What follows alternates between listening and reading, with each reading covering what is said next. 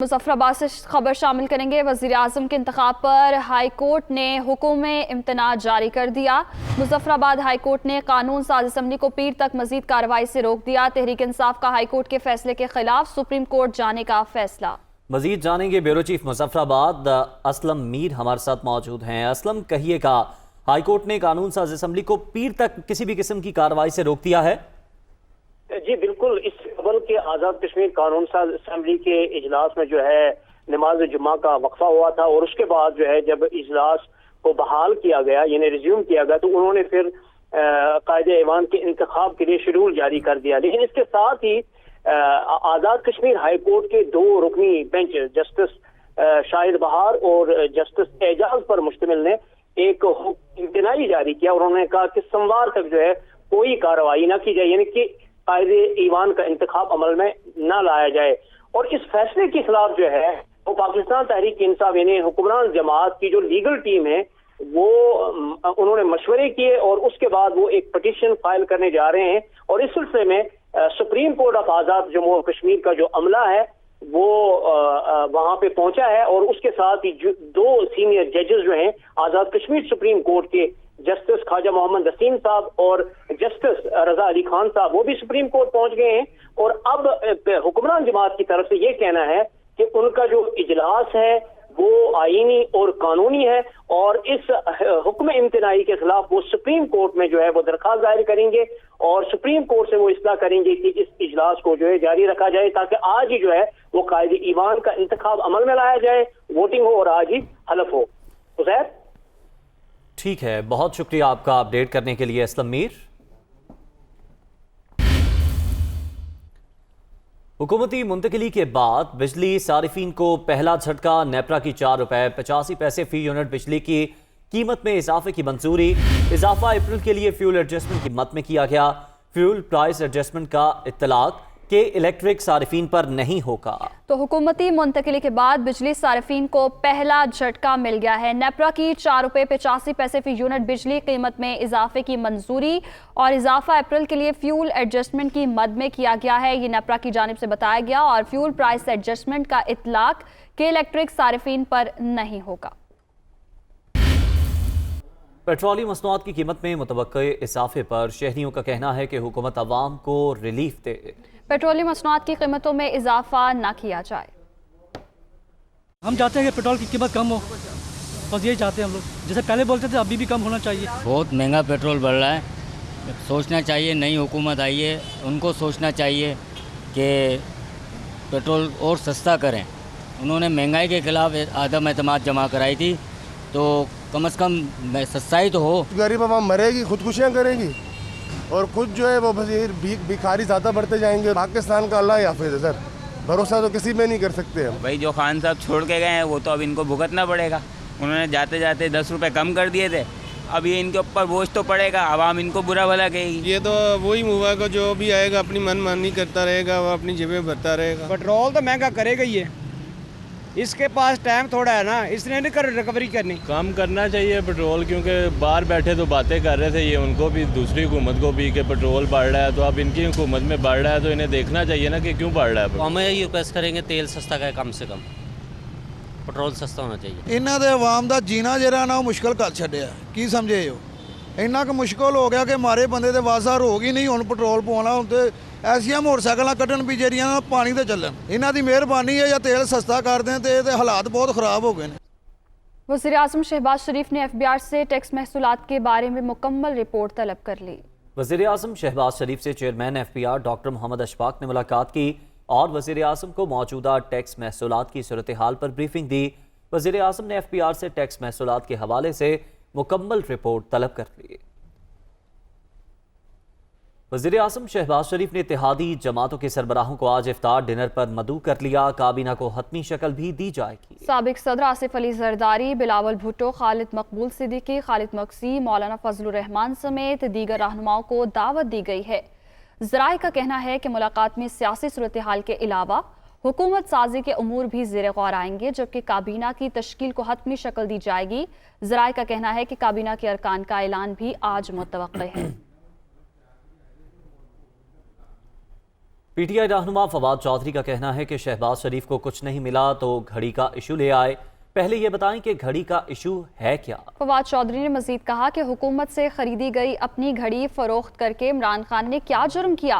उन्होंने कहा कि शहबाज शरीफ उलझे हुए हैं, उन्हें समझ नहीं आ रही कि करना क्या है। इमरान खान पर इल्जामात लगाने से उनका अपना ही मुंह काला होगा। बेहतर होगा शहबाज शरीफ मुल्क की मसाइल पर तवज्जो दें।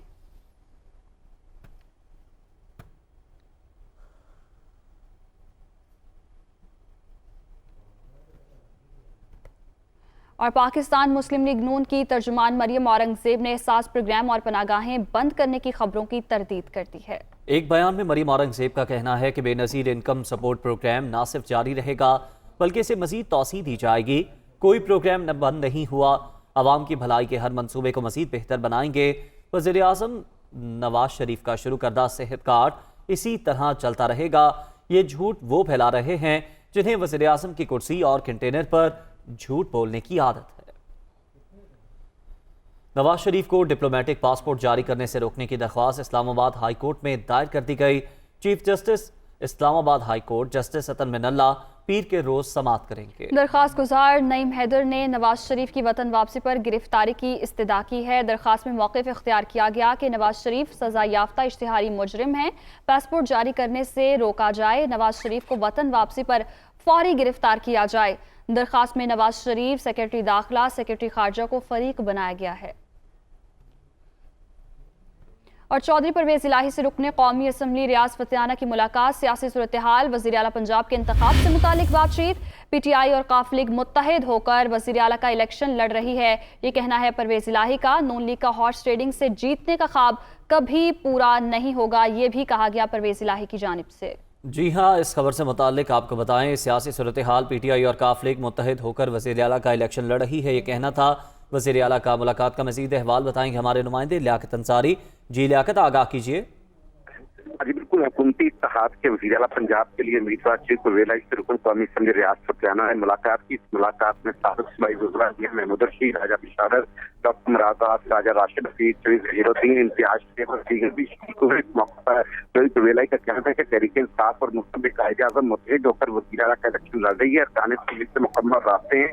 परवेज इलाही ने कहा कि अवाम तहरीक इंसाफ के साथ खड़े हैं और इमरान खान के साथ जो है कदम से कदम मिलाकर जलसों में आ रहे हैं। इमरान खान के जलसों ने सियासी मुखालफिन ने परेशानी की लहर पैदा कर दी। उन्होंने कहा कि वज़ीर आला के इंतखाब के लिए अरकान असम्बली पर पूरा इत्मीनान है, इंशाअल्लाह अपनी अक्सरियत ऐवान में शुरू करेंगे। और उन्होंने कहा कि जो हॉर्स ट्रेडिंग के जरिए पीटीआई के मुनहरफ अरकान से मुझे लगाए बैठे हैं, उनको कद नाकामी का सामना करना पड़ेगा।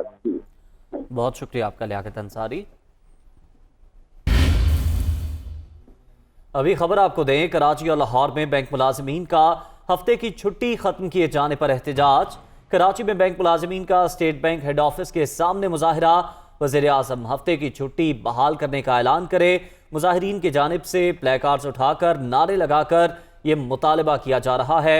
बैंकर्स के एहतजाज के बायस ट्रैफिक की रवानी मुतासिर हुई है। कराची और लाहौर में बैंक मुलाजमीन का हफ्ते की छुट्टी खत्म किए जाने पर एहतजाज। और कराची में बैंक मुलाजमीन का स्टेट बैंक हेड ऑफिस के सामने मुजाहिरा। मुजाहिरीन का कहना है कि वज़ीर आज़म हफ्ते की छुट्टी बहाल करने का ऐलान करें। बैंकर्स के एहतजाज के बायस ट्रैफिक की रवानी भी मुतासिर हो गई है। तो कराची और लाहौर में बैंक मुलाजमीन का हफ्ते की छुट्टी खत्म किए जाने पर एहतजाज जारी है।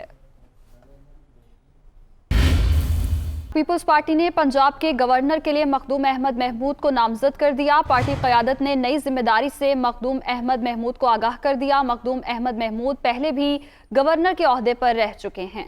इसी पर बात करेंगे, तज्ज़ियाकार सलमान गनी हमारे साथ मौजूद हैं। सलमान गनी साहब, एक बार फिर से मखदूम अहमद महमूद को गवर्नर हाउस का मकीन बनाने की तैयारियां हैं? जी बिल्कुल जी, पीपल्स पार्टी की लीडरशिप ने पंजाब की गवर्नरशिप के लिए मखदूम अहमद महमूद को नामजद किया है और पार्टी क़यादत ने बाज़ाब्ता तौर पर मखदूम अहमद महमूद को इस बात से आगाह कर दिया है। 2012 में मखदूम अहमद महमूद पंजाब के गवर्नर रह चुके हैं और मुस्लिम लीग नून की हुकूमत आने के बाद शहबाज शरीफ साहब ने उन्हें ऑफर की थी कि वो अपना काम जारी रखें, लेकिन मखदूम अहमद महमूद ने उस वक्त गवर्नरशिप से इस्तीफा दे दिया था। और इस वक्त भी जो पाकिस्तान के प्राइम मिनिस्टर शहबाज शरीफ हैं, उनके साथ मखदूम अहमद महमूद के खुसूसी ताल्लुकात हैं।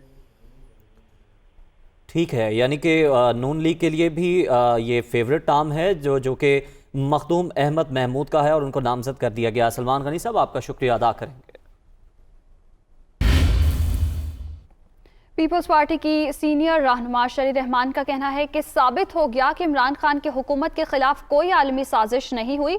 इनका तमाम बयानिया झूठ पर मबनी था जो बेनकाब हो चुका है। गुज़श्ता रोज की प्रेस कॉन्फ्रेंस में सब वाज़ेह हो गया। वो इस्लामाबाद में मीडिया से गुफ्तगू कर रही थी। सबने देख लिया वो साजिश बेनकाब हो गई और जैसे जैसे दिन गुजरेंगे और भी बेनकाब होती जाएगी। बात तो यह है कि कल सारी बात सामने आ गई।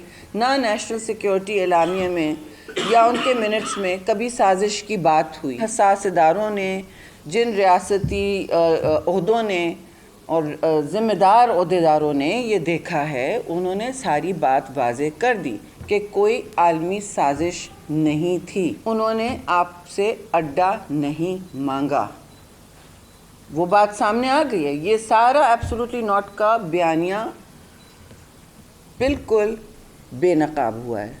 आपको बताएंगे, इमरान खान ने घड़ी और हार पहले खरीदे फिर बेच दिए। असल कहानी ये नहीं, घड़ी और हार कितने में हुकूमत से खरीदे और कितने में बेचे, असल कहानी ये है। तहाइफ खरीदने के लिए उनके पास पैसे कहां से आए, असल सवाल ये है, क्योंकि वज़ीर आज़म की तनख्वाह के अलावा उनका कोई जरिया आमदन नहीं है। मरियम नवाज की जानिब से ये ट्वीट किया गया। मरियम नवाज की जानिब से ये ट्वीट किया गया जिसमें सवालात उठाए गए। उन्होंने कहा कि इमरान खान ने घड़ी और हार पहले खरीदे फिर बेच दिए। असल कहानी ये नहीं, घड़ी और हार कितने में हुकूमत से खरीदे और कितने में बेचे, असल कहानी ये है। और उन्होंने मजीद कहा कि असल सवाल ये है कि तहाइफ खरीदने के लिए उनके पास पैसे कहां से आए, क्योंकि वज़ीर आज़म की तनख्वाह के अलावा उनका कोई जरिया आमदन नहीं।